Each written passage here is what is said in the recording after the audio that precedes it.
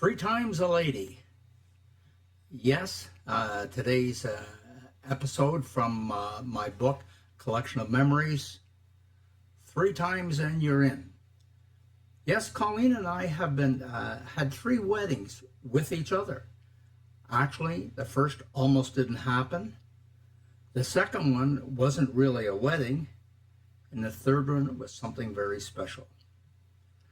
We were first married at St. John's Church in Brockville on June 25th, 1978. She keeps asking me what the date was. It was approaching the end of the school year, and Colleen was teaching in Oakville, and I was at TIS here in Brockville.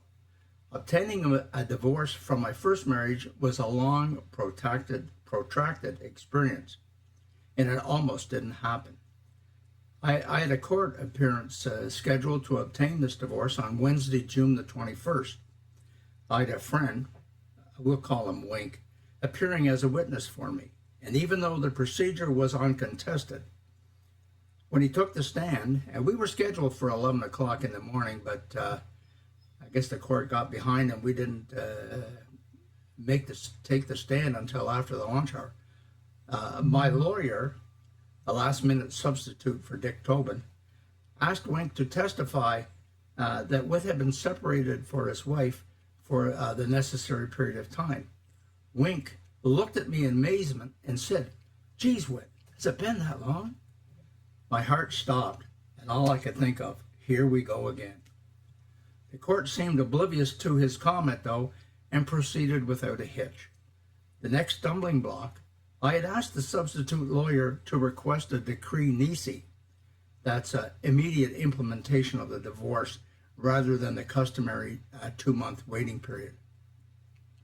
Rationale for that request was we were both teachers and we had planned a honeymoon during the summer break. The judge was very benevolent and did grant my request. The lawyer, the substitute for Dick, said to me, "Well, that went well. We can meet next week and finalize the paperwork." Little did he know that Colleen and I had arranged for the wedding ceremony for the 25th, just 3 days away. When we got downstairs from the courthouse, I said to Wink, "We're going for a few drinks, but first I have to make a call." So from the payphone in the courthouse lobby, I called my original lawyer, Dick Tobin, and informed him of my dilemma. Our wedding planned for Sunday, but no paperwork would be forthcoming until the next week, thus stalling the planned ceremony for the Sunday. Dick said he could arrange it, but he had to add in, "Geez, Whit, you just got out of one marriage. Are you sure you want to jump into another?"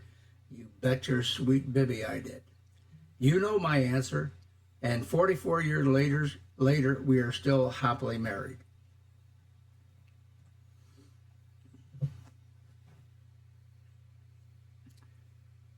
Shot of the Colleen.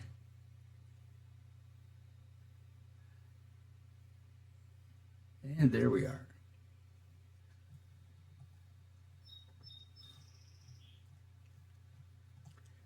That was number one, exciting as it was. And as I said, number two wasn't really a marriage. It was just a blessing of that marriage. I did have a divorce prior to that original wedding, but no annulment from the church.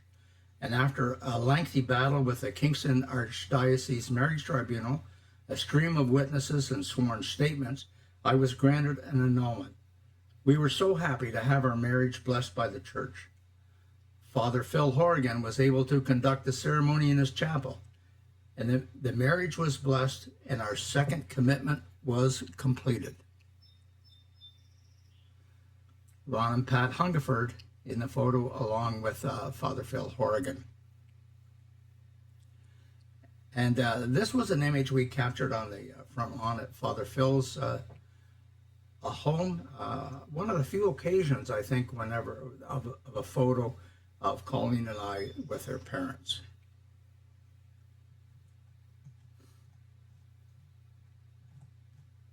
Our third trip to the altar together was a very reverent affair with a large crowd of people, but only a few who could be classified as friends. We have witnessed and read reports and saw footage of all those royal weddings, but I think the most worldwide known wedding was the biblical story of the Feast of Cana.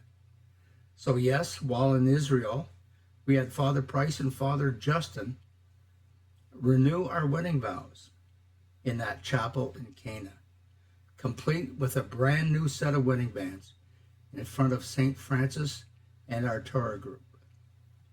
Amen.